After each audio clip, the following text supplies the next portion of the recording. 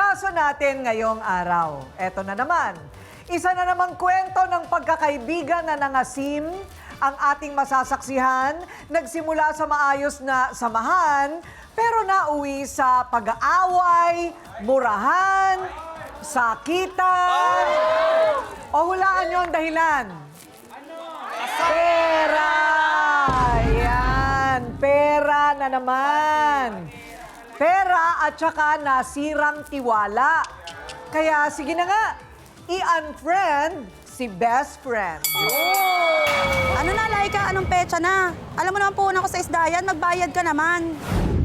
Ang magbesti na sina CJ at Laika nagkasiraan nang dahil sa inutang na isda na hindi binayaran.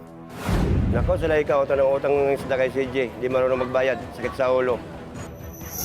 Ngayong araw, sisingaw pa ang lansa ng iringan dahil sa isda. Matatapos kaya ang harapan sa kapatawaran?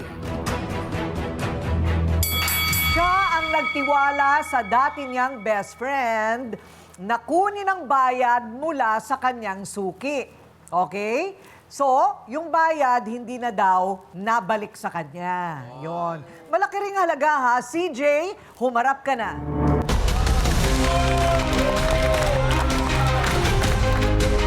Ma'am Corinne, Hello, CJ. Anong problema mo? Kasi po pinagkatiwalaan ko po yung dati kong best friend si Laika. Hindi ko naman po akalain na tatraidorin niya po ako. Bakit naman traidor? Bakit naman ganyan ka magsalita, traidor? Kasi po pinagkatiwalaan ko po siya sa isda, yung sa kinuha niya sa aking isda. Tapos po hindi niya binigay sa akin yung bayad na pala sa kanya mga 1 week na po. Bakit? Teka muna. Ano ba siya, kubrador mo? Hindi siya po yung pinagkakatiwalaan kong kaibigan ko po. Siya po yung utosan ko na magsingil. Opo. Maningil. Anong binibenta mong isda? Ano po yung mga tonsoy na pangtuyo, ganun. Okay, so magkano? 4,000 po. Ay!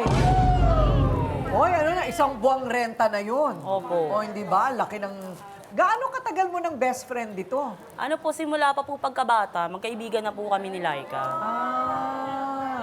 So, bakit nangangailangan ba? Ano sa palagay mo ang dahilan? Bakit hindi binigay sa'yo yung 4,000? Sabi niya po, ginamit niya daw po pang nung nanay niya. Pero may nagsabi po kasi sa akin, sinugal daw po. Nakita daw po sa Baka sinugal niya yung nanay niya. Yung po sabi, nakita daw po sa tong-ita, nagsusugal daw po. Alam nyo, ang sugal, isa pa yan, wala talagang mararating yan na maganda. Opo. Yang sugal. Hindi mo naman siya binaranggay. Hindi naman po, kaso nag-abot po kami. Tapos, ano nangyari? Nung nakita po kami sa, doon po sa may San Vicente, malapit sa amin. Kinumpronta ko po siya tungkol po doon sa sa nagamit niyang pera. Ang sabi niya po, hindi pa daw po bayad. Pero nakausap ko po yung namin ng isda. Bayad na daw po sa kanya, mga 1 week na daw po. Okay, so nagkumpronta kayo? O Opo. tapos? Nagsabunutan po kami, nagmurahan kaming dalawa. So ano sabi niya sa'yo? Ayaw niya umamin? Ayaw niya po umamin, wala daw po. Hindi pa daw po talaga nagbabayad.